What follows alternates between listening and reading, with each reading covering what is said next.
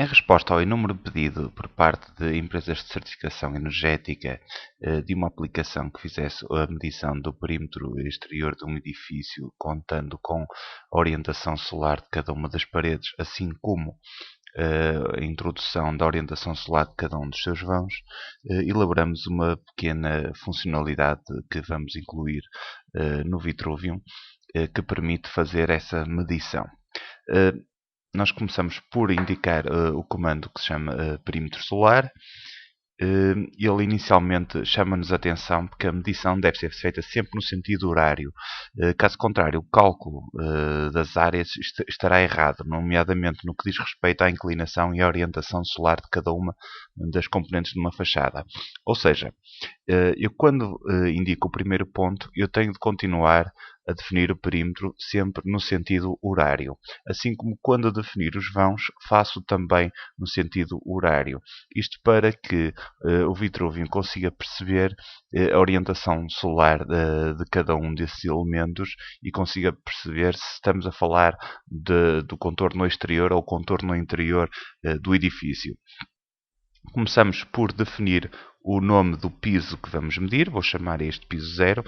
Eu vou-me orientar por duas plantas esquisitíssimas, como aqui estão a ver, um pouco para mostrar a versatilidade do próprio programa. Vou-lhe chamar piso 0. Ele agora pergunta-me qual é o pé direito do piso cujas medições vou efetuar. Portanto, neste caso, vou optar por um valor 2.8. E agora ele vai-me pedir para identificar todos os pontos que definem o perímetro da fachada. Vou começar por este ponto aqui e vou terminar também aqui. Então, vou seguir, como eu tinha dito, a orientação dos ponteiros do relógio.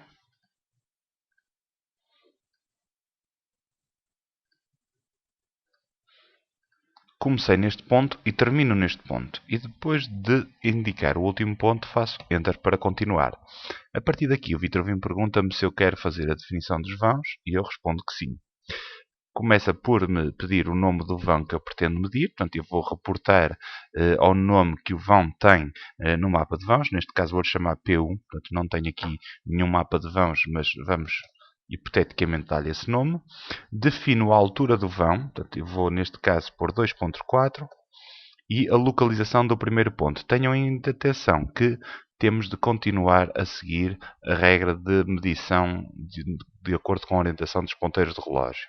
Portanto, começo por indicar este primeiro ponto e agora ele pede-me o próximo ponto e assim está definido este vão. Vou adicionar outro vão, digo que sim. Ele agora pede-me o nome do segundo vão, vou-lhe chamar P2. Depois ele pede-me a altura de vão. Eu propositadamente vou indicar um valor 3.5 e depois vamos ver na tabela o que é que vai acontecer. Vamos indicar a localização do primeiro ponto. Mais uma vez, seguir a regra de medição no sentido horário. Pergunta-me se quer adicionar outro vão. Eu digo que sim. Continuo agora. Vão P3. A altura do vão. E localização do primeiro ponto. Mais uma vez, chamo a atenção para a regra. Quer adicionar outro vão? Digo que sim. Mais um outro nome de vão. A altura do vão. Primeiro ponto, segundo ponto. Quer adicionar outro vão? Digo que sim. Chamo a atenção também para o seguinte. Se eu não souber a altura do vão, neste caso não tenho um corte, mas se eu tivesse um corte, podia indicar 2 pontos. Portanto, um na soleira, outro na padieira e a altura do vão era definida dessa forma. Como eu não tenho cortes e também estou aqui a fazer um exercício meramente demonstrativo, vou indicar estes valores manualmente. Portanto, 2.5. O primeiro ponto será este e o segundo este. Quero adicionar outro vão. Vou dar o nome P4. A altura do vão. Vamos também exagerar e pôr os 3 metros, portanto acima da altura do pé direito. Localização do primeiro ponto, tem que ser este e nunca aquele. Portanto, mais uma vez seguir a regra. Primeiro ponto, segundo ponto. E agora ele pergunta-me se eu quero adicionar outro vão. E eu, como não tenho mais vãos para adicionar nesta planta, digo que não. E ele agora pergunta-me se eu quero adicionar outro piso. E eu vou passar para este, e então vou dizer que sim. Indico o nome para o piso, chamo de piso 1. E o pé direito do piso. Vou-lhe dar 3 metros. E agora vamos definir o perímetro, mais uma vez, sentido horário. Primeiro ponto.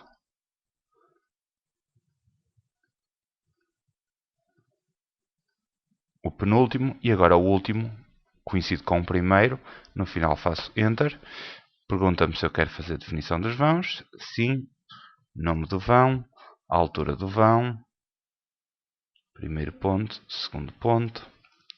Quero adicionar outro vão.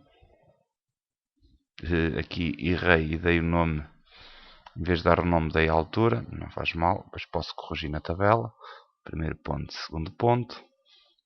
Quero adicionar outro vão. A altura do vão.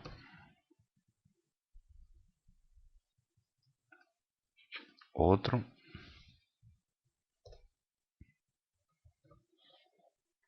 Primeiro ponto, segundo ponto. E finalmente o último dos vãos. Mais uma vez seguindo a regra, daqui para ali, portanto, no sentido dos ponteiros do relógio. Ele pergunta-me se eu quero adicionar outro vão. Eu digo que não. Está-me a perguntar agora se eu quero adicionar outro piso. Eu também não quero adicionar outro piso. E agora vai-me pedir para colocar o ponto de inserção do quadro de medições. E ele vai-me então criar a tabela com a indicação de todas as fachadas, todos os vãos, a sua orientação solar e as suas dimensões.